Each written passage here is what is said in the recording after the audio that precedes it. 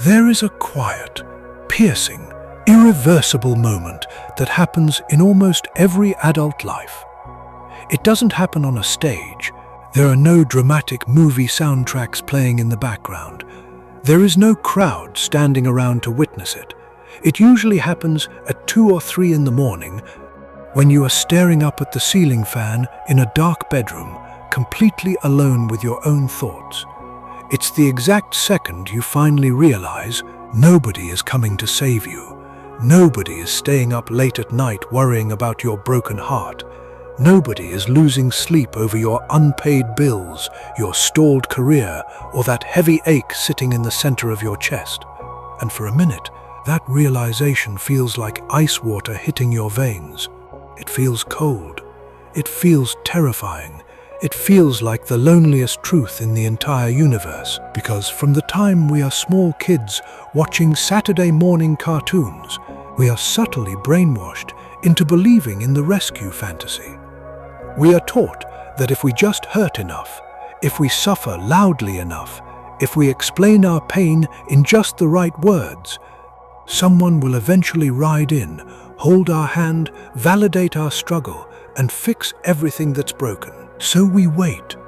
We drop subtle hints on social media. We leave sad songs on our playlists. We put our lives on hold, waiting for an apology, waiting for permission, waiting for a savior who never arrives. And then life delivers the reality check. People don't step in. They don't read between the lines of your silence. They just keep scrolling. They keep rushing through their own stressful commute, drowning in their own financial worries, fighting their own private battles, not because they are cruel or evil, but simply because they are human. And right there, in that exact moment where the rescue fantasy dies, something ancient and powerful wakes up inside your bones. You realize that if nobody is coming to fix your life, then nobody has the power to destroy it either. The Roman Stoics discovered this secret thousands of years ago. They understood that real, unbreakable freedom does not begin when the world finally gives you a standing ovation. Real freedom begins the moment you stop expecting the world to care. Today, we are breaking down why accepting this truth is not a tragedy, but the single greatest turning point of your existence. How letting go of the need to be seen, rescued, or understood turns you into an immovable, sovereign force that the world cannot break and can never ignore. Take a slow, deep breath into your belly. Let the noise of the world fade out, and let's get into it. Let's be completely honest about how most people live. Most of us carry around an invisible scoreboard in our heads. We think to ourselves, look at how much I've suffered. Look at how hard I've worked. Look at how much I've sacrificed for everyone else. And beneath all that thinking, there is a quiet, subconscious expectation that life owes us a reward. We think that somewhere out there, the universe, or our family, or our partner, or our boss, is keeping track of our sacrifices, and that eventually they're going to hand us a trophy and say, "We see how hard this was for you. Here is your piece." Let me give you the raw, unfiltered truth. Life does not hand out trophies for silent suffering. Life does not send a rescue team to your doorstep just because you are on your knees. The universe simply moves forward. The sun rises at 6 in the morning, regardless of whether you cried yourself to sleep. The stock market opens. The emails keep arriving. The traffic on the freeway keeps moving. And when you first realize this, it hurts. You feel cheated. You feel like the universe broke a promise to you. You might find yourself getting bitter, resentful, and cynical, looking at people around you and thinking, how can they be so oblivious? Don't they see what I'm going through? Carl Jung, the legendary pioneer of human psychology, wrote a truth that explains this exact trap. The world will ask you who you are, and if you don't know, the world will tell you. What Jung meant is that most people in your life do not have the time, the depth, or the emotional bandwidth to see the real you. They are far too busy trying to keep their own heads above water. When you build your self-esteem around whether other people notice your struggle, you place your entire happiness into the hands of distracted, overwhelmed people who can barely manage their own lives. Stop taking their distraction personally. When you realize that nobody is paying as much attention to you as you thought, you don't become depressed. You become liberated. Because the moment you stop performing your suffering for an invisible audience, you can finally start using that energy to rebuild your actual life. So, what happens when the savior isn't coming? Simple. You become the first responder to your own emergency. Think about what happens when an ambulance arrives at an accident. The paramedics don't stand around crying, complaining about the rain, or asking why the driver made a mistake. They don't waste time looking for someone to blame. They assess the damage, they stop the bleeding, they stabilize the patient, they execute what needs to be done, step by step, with calm, methodical precision. That is how a Stoic approaches their own life. Epictetus, who lived through decades of physical slavery before becoming a legendary philosopher, used to tell his students, "No person is free who is not master of themselves." Self-reliance is not something that arrives in a sudden lightning bolt of motivation. It arrives in the quiet, unglamorous choices you make when nobody is clapping for you. It looks like getting out of bed when your alarm goes off, even when your body feels heavy and your mood is in the gutter. It looks like packing a healthy lunch and going to the gym instead of drowning your stress in junk food and cheap dopamine. It looks like sitting down with your bank statements, looking at the numbers without flinching and making a hard budget. It looks like looking in the bathroom mirror on your worst days and saying, "Nobody is coming to do this for me. It's on me, and I am entirely capable of handling it." When you start taking full radical ownership of your circumstances, something shifts inside your brain. You stop waiting for the right time. You stop waiting for someone to give you permission or validate your ideas or tell you that you're smart enough to try. You realize that the only permission slip you ever needed was your own signature. Look at what social media culture has done to human suffering over the last 10 years. We live in an era where people treat their private wounds like content for public consumption. The moment someone feels heartbroken, betrayed, or stressed, they open their phone. They post a cryptic quote on their Instagram story. They film themselves crying in their car on TikTok. Or they write a passive-aggressive paragraph on Facebook, hoping their ex or their coworker sees it. We have been conditioned to believe that broadcasting our trauma is the same thing as healing it. Let's call it what it really is. It is performative suffering. It is trading your sacred personal pain for cheap, hollow validation from strangers who will forget about your post 10 seconds after they tap the screen. And here is the psychological trap. Every time you put your private wounds on display to extract sympathy, you make your healing public property. You train your brain to identify as a perpetual victim because being broken is the only way you know how to get attention.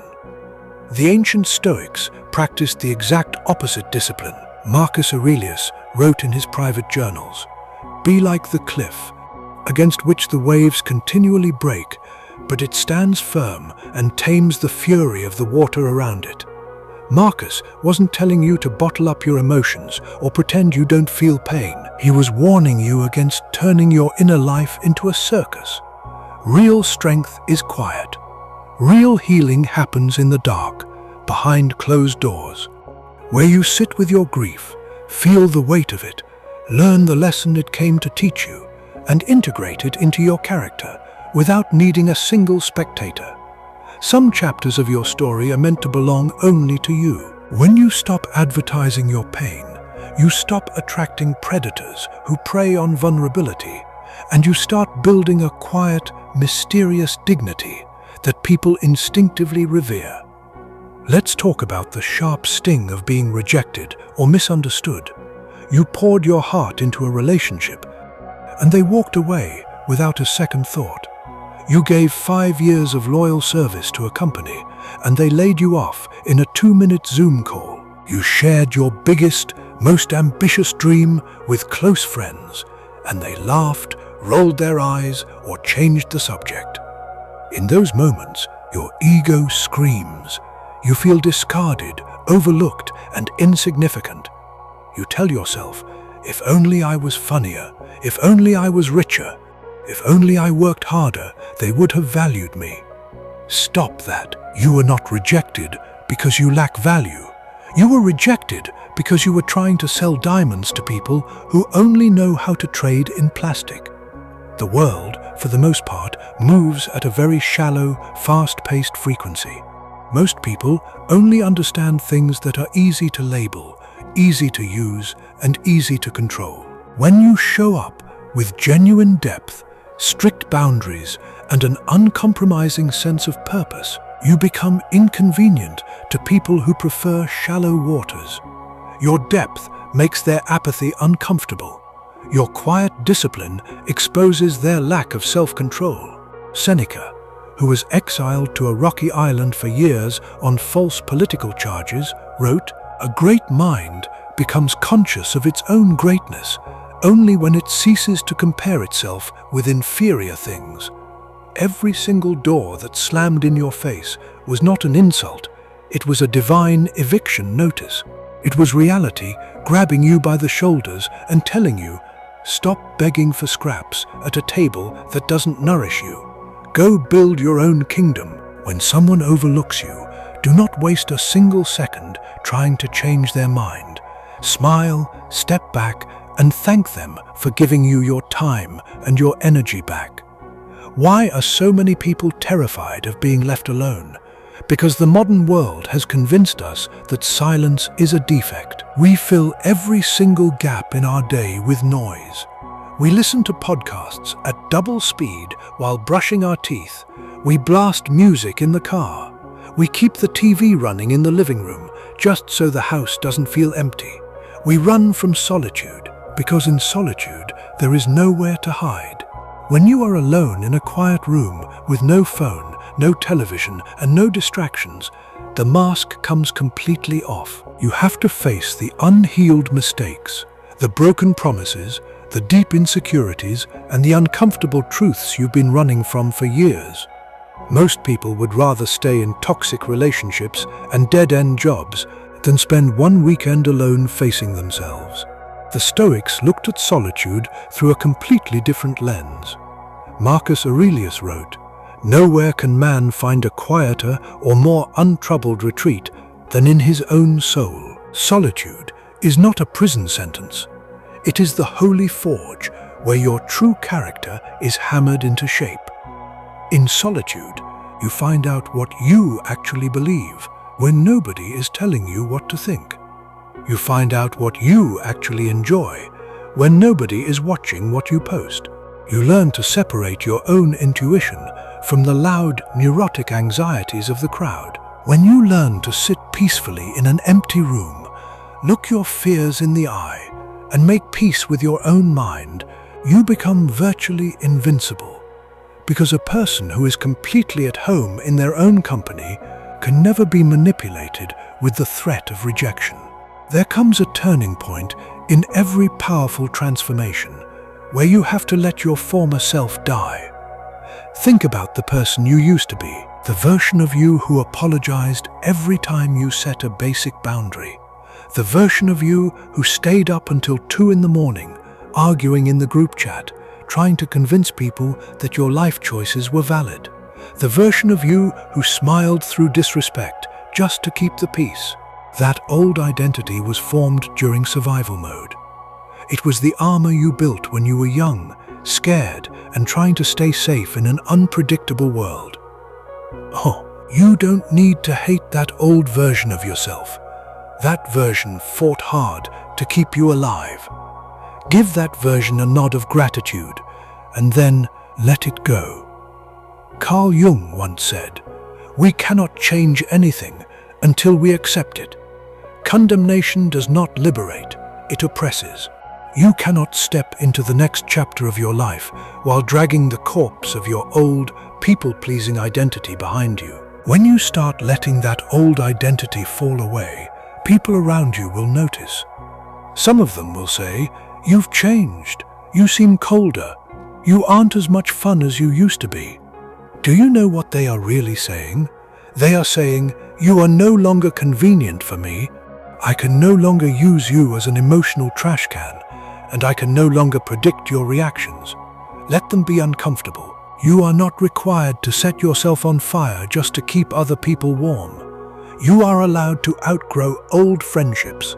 You are allowed to become quieter, more selective, and more guarded with your energy. When a caterpillar transforms inside the cocoon, it doesn't apologize to the leaves on the branch for growing wings. It simply finishes the process and takes flight. Here is the greatest paradox of human magnetism. The less you need from people, the more weight your presence carries. Have you ever met someone who is completely comfortable in their own skin? They don't interrupt people during meetings. They don't try to prove how smart they are by dropping expensive vocabulary or bragging about their achievements. When they walk into a room, they don't look around nervously checking to see who is watching them. They are simply grounded. They don't need your validation because they have already validated themselves through discipline and character. They don't need your approval because their identity was settled long before they met you. And because they don't demand anything from the room naturally gravitates toward them. Epictetus gave us the golden blueprint for this quiet authority. Don't explain your philosophy, embody it. Stop telling people how much you've changed. Stop announcing your new lifestyle, your new workout routine, or your new mindset on social media. Just live it. Let your calm, measured responses be the evidence. Let your punctuality, your work ethic, and your physical strength do all the talking. Let the fact that you no longer participate in gossip or petty office drama be the statement. When your life is built on deep internal alignment rather than external performance, you become like a lighthouse on a rocky shore. The lighthouse doesn't run up and down the beach shouting at the ships to look at its light. It doesn't ring a bell begging for compliments. It just stands firmly on the granite rocks and shines. The ships that want to avoid the rocks will steer by its light. The ones that don't, won't. Either way, the lighthouse remains unshaken. Take a moment right now and reflect on the road that brought you here today. Think about all the times you felt invisible, overlooked, abandoned, or misunderstood. All those nights where you thought, "Why doesn't anyone see how hard I'm trying?" I want you to see those moments for what they truly were. They were not punishments. They were your initiation. They were the moments that slowly, patiently stripped away your dependence on the outside world, so that you could finally discover the diamond hidden inside your own soul. You do not need an audience to live a legendary life.